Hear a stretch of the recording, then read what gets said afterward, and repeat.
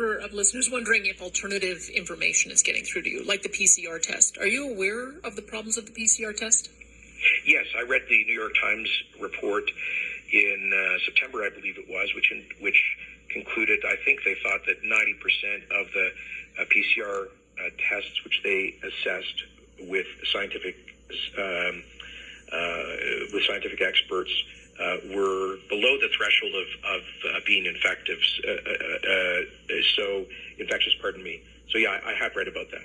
And so I've raised this with the chief medical officer, and we're following the standard protocols in terms of PCR.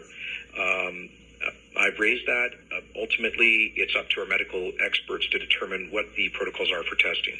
Okay, but as I understand it, even Dr. Fauci has said that if you go above 33 amplification cycles, you're going to risk having dead viral particles picked up as well as live viruses. And as I understand it, Alberta's set at 35. So it seems like the sensitivity of the test is going to be engineering the same problem that was written about in the New York Times. And that may be the case. The reality is that I'm going to follow scientific expert advice when it comes to things like this. I'm not qualified to determine the optimal protocol for our testing regime.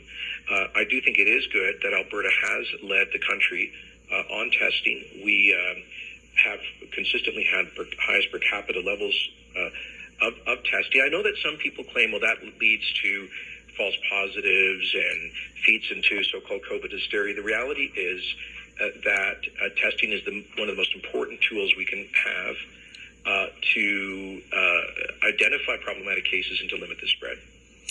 Why doesn't AHS or Dr. Dina Hinshaw have a treatment protocol for frontline doctors?